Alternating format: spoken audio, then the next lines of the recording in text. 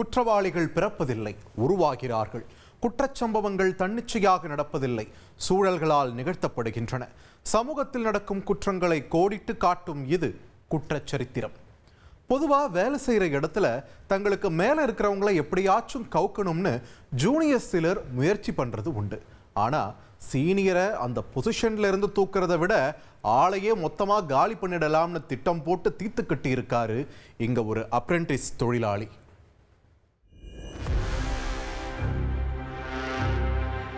பத்து ஏக்கர் பரப்பளவு கொண்ட தென்னந்தோப்போட காவலாளி நடுநிசி இரவுல கொடூரமான முறையில வெட்டி கொலை செய்யப்பட்டிருக்காரு.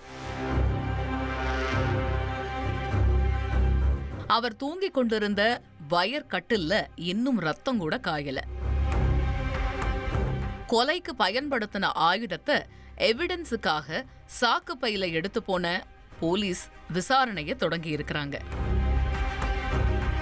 சிவகங்கை மாவட்டம் மானாமதுரை அருகே உள்ள மூங்கில் ஊரணி பகுதியில் உள்ள தென்னந்தோப்புல தான் நடந்த இந்த படுபயங்கர கொலை அரங்கேறியிருக்கு. கொல்லப்பட்டவரோட பேரு முருகன்.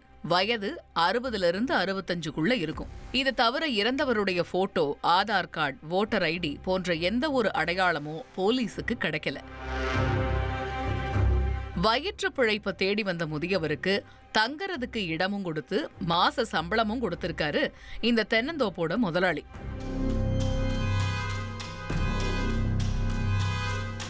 பகல் முழுவதும் தேங்காய் மட்டை உரிக்கிறது, லோடு ஏத்துறதுன்னு தோட்டத்துல கடினமா உழைக்கக்கூடிய முருகன் பொழுது சாஞ்சதும் குவார்ட்டர் அடிச்சிட்டு போதையில படுத்துருவாராம். இது தவிர முருகனுக்கும் வேறு யாருடனும் எந்த ஒட்டும் இல்லை, உறவும் இல்லைன்னு தெரிய வந்திருக்கு. உடனடியா அருகில் இருந்த டாஸ்மாக் கடை வழித்தடத்துல பொருத்தப்பட்டிருந்த சிசிடிவி கேமராக்கள் எல்லாத்தையும் போலீஸ் ஆய்வு பண்ணியிருக்கிறாங்க. அதுல சம்பவம் நடந்த அன்னைக்கு முருகன் கூடவே ப்ளூ டிஷர்ட் அணிந்திருந்த மற்றொரு நபரும் சைக்கிள்ல போனது பதிவாகி இருக்கு. அது யாருன்னு விசாரிச்சவதான் கடந்த ஒரு வார காலமா அந்த நபர் தன்னோட தோட்டத்துக்கு தினமும் வேலை கேட்டு வந்து போனதா தென்னந்தோப்போட உரிமையாளர் தெரிவிச்சிருக்கிறாரு. அந்த மர்ம நபரோட பேரு இளமாறன்.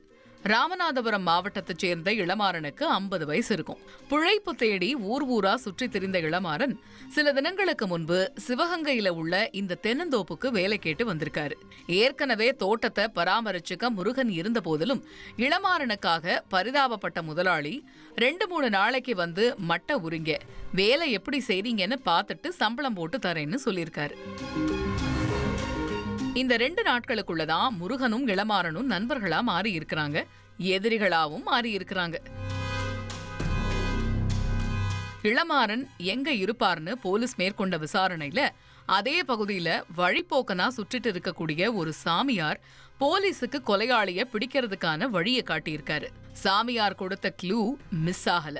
இளமாறனை அதிரடியா கைது பண்ண போலீஸ் கொலைக்கான காரணம் குறித்து விசாரணை பண்ணியிருக்கிறாங்க.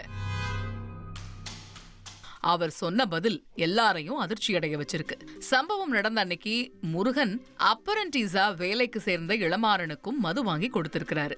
தென்னந்தோப்போட மோட்டார் ரூம் பக்கத்துல அமர்ந்து மது அருந்தும் போது இருவருக்கும் வேலை தொடர்பா வாக்குவாதம் நடந்திருக்கு.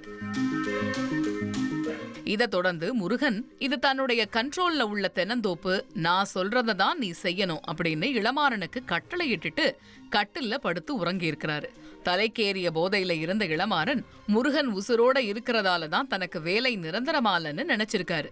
அதோட முருகனுக்கு சொந்த பந்தம் யாரும் இல்லாததால அவரை சத்தம் இல்லாம கொலை செஞ்சுட்டு தோட்டத்தை தன்னுடைய கண்ட்ரோல்ல எடுத்துக்கலாம்னு நினைச்சதா தெரியுது. அதன் காரணமா ஆழ்ந்த உறக்கத்துல இருந்த முருகனோட தலையில தலையணைய வச்சு அழுத்தி கொலை செய்ய முயன்றிருக்கிறாரு. ஆனா 60 வயசுலயும் முருகன் உயிரை காப்பாத்திக்க வலு கொடுத்து போராடி இருக்கிறாரு.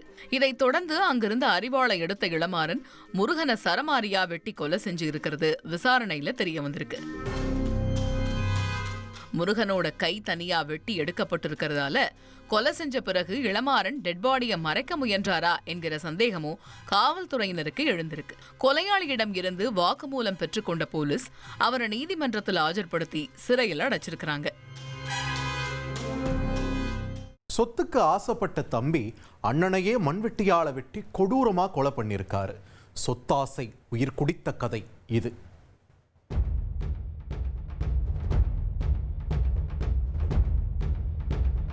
கலர் கலர் லுங்கி, கோடு போட்ட டி-ஷர்ட் அணிந்து போலீஸ் ஸ்டேஷன் முன் டெரராக போஸ் கொடுக்கும் இவர்தான் சொந்த அண்ணனை மண்வெட்டியால் வெட்டி கொன்ற உடற்கல்வி ஆசிரியர். தம்பியை கைது செய்த போலீசார் அவர் கொன்று போட்ட அண்ணனின் உடலைதான் மார்ச்சுவரியில் அங்குலம் அங்குலமாக அளந்து சோதனை செய்து கொண்டிருக்கிறார்கள். நடந்த பயங்கரத்தின் பின்னணியை அறிய செய்தியாளர் அந்தோணி ராஜுடன் களத்தில் இறங்கினோம். கொல்லப்பட்டவர் அமல் பிரிட்டோ. புதுச்சேரி மாநிலம் காரைக்கால் மாவட்டம் கோட்டுச்சேரி மாருதி நகர் பகுதியைச் சேர்ந்தவர். இவருக்கு திருமணமாகி பிள்ளைகள் உள்ளனர். பெங்களூருவில் உள்ள ஒரு தனியார் நிறுவனத்தில் வேலை செய்து வந்த அமல் பிரிட்டோ சமீப காலமாக சொந்த ஊரில் மனைவி குடும்பத்துடன் வசித்து வந்திருக்கிறார். இவரின் ஒரே தம்பி அமல் அகஸ்டின். பெயரில் கூட ஒற்றுமை இருக்க வேண்டும் என பெற்றோர் இருவருக்கும் பார்த்து பார்த்து பெயர் வைத்திருக்கிறார்கள். ஆனால் 5 வயதில் அண்ணன் தம்பி, 10 வயதில் பங்காளி என்பதைப் போல் பின்னாளில் இருவரும் வெளியே சிரித்தாலும் உள்ளே பகைமையோடு வளர்ந்திருக்கிறார்கள். அந்த பகை கொலைவெறியாக பின்னாளில் மாறும் என யாரும் அறிந்திருக்க மாட்டார்கள். அமல் அகஸ்டின் பீகாரில் உள்ள ஒரு பள்ளியில் உடற்கல்வி ஆசிரியராக பணியாற்றி வந்திருக்கிறார். பள்ளி விடுமுறை என்பதால் கடந்த சில நாட்களுக்கு முன்னர் சொந்த ஊருக்கு வந்துள்ளார் அமல் அகஸ்டின்.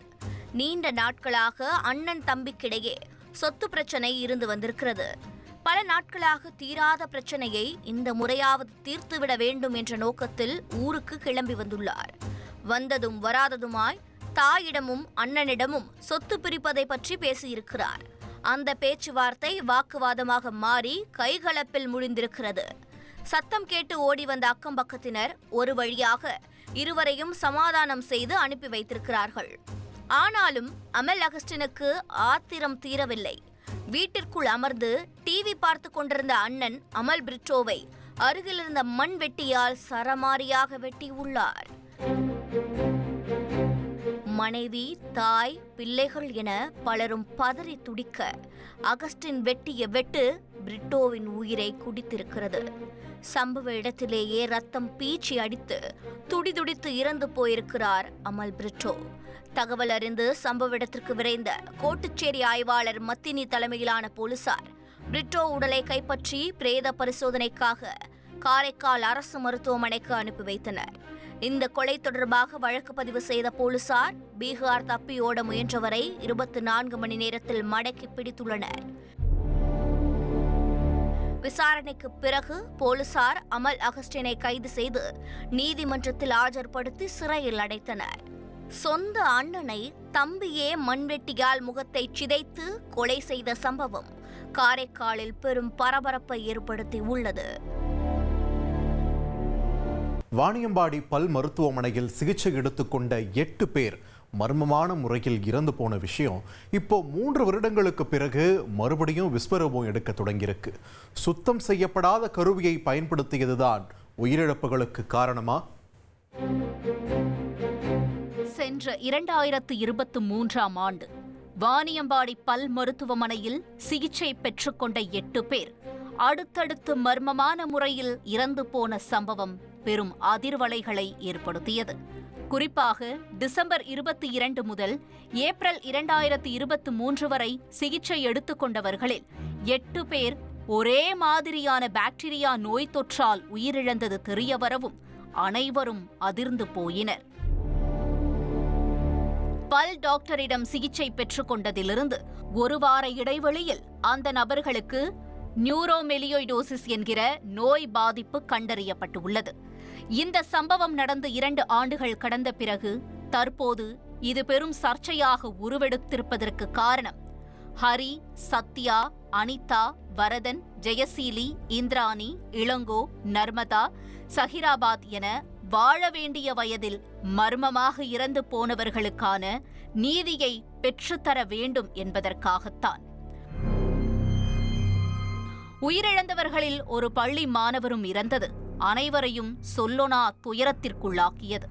இந்நிலையில் 2023ஆம் வருடம் 8 பேர் மரணத்திற்கும் காரணம் இந்த பல் மருத்துவமனையின் டாக்டர் அறிவரசன் தான் என குற்றஞ்சாட்டி உயிரிழந்த இந்திராணி என்பவரின் மகன் ஸ்ரீராம் போராட்டங்களை முன்னெடுத்தார்.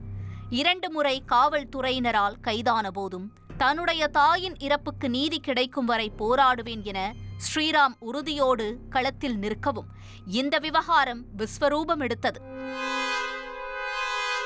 இந்த சூழலில் வாணியம்பாடி பல் மருத்துவமனையில் நோயாளிகளுக்கு சிகிச்சை அளிப்பதற்காக சுகாதாரமற்ற கருவியை பயன்படுத்தியதுதான் 8 பேரின் மரணத்திற்கும் காரணம் என லான்சன் ஆய்வறிக்கை தகவல் வெளியிட்டு அனைவருக்கும் ஷாக் கொடுத்துள்ளது.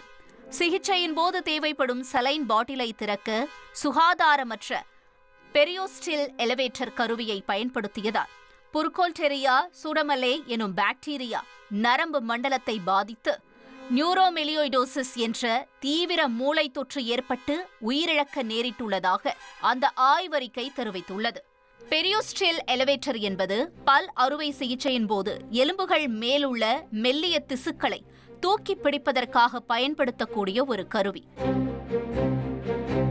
சரியாக சுத்தம் செய்யப்படாத அந்த கருவியை மீண்டும் மீண்டும் சிகிச்சையின் போது பயன்படுத்தி சலைன் பாட்டிலை ஓபன் செய்ததுதான் நோய் தொற்றுக்கு காரணம் என அந்த ஆய்வறிக்கை தெள்ளத்தெளிவாக குறிப்பிட்டுள்ளது.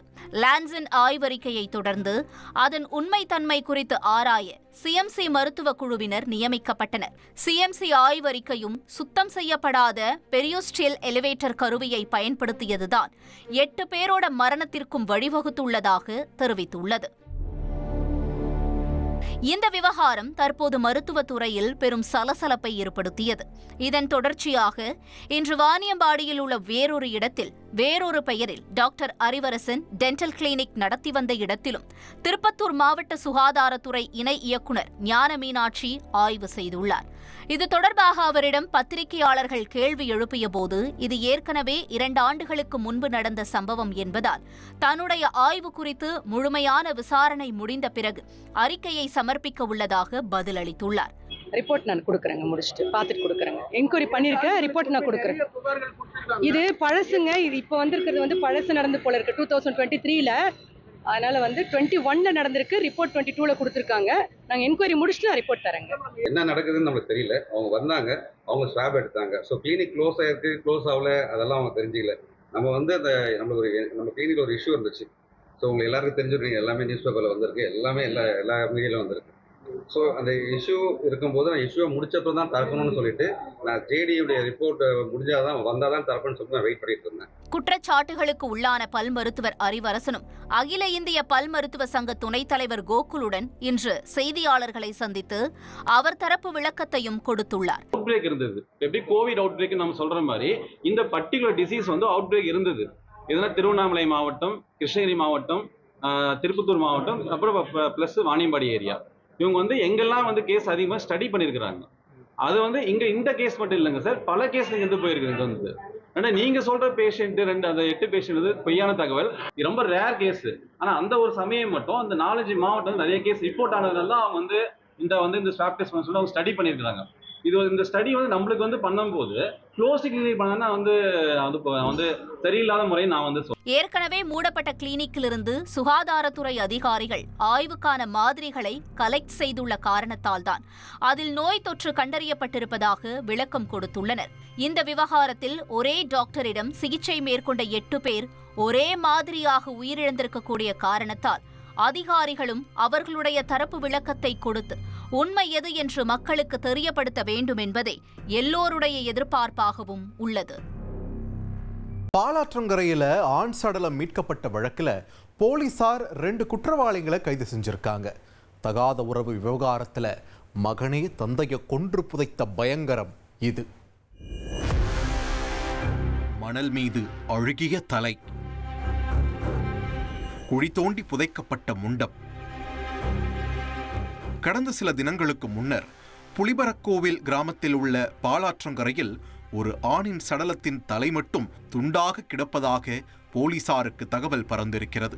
சம்பவ இடத்திற்கு விரைந்து வந்த காவல்துறையினர் அதன் அருகிலேயே புதைக்கப்பட்ட சடலத்தை தோண்டி எடுத்து உடற்கூறாய்வுக்காக மருத்துவமனைக்கு அனுப்பி வைத்துவிட்டு விசாரணையை தொடங்கியுள்ளனர்.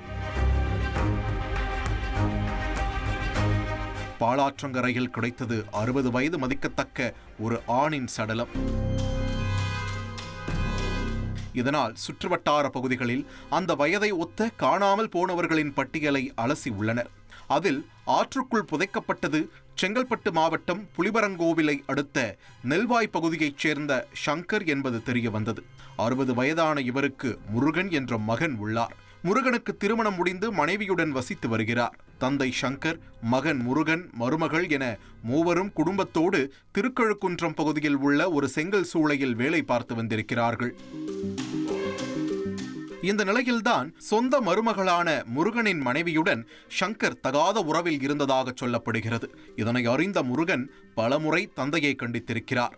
ஆனாலும் அவர் கேட்காததால் அந்த கொடூரத்தை செய்ய துணிந்திருக்கிறார்.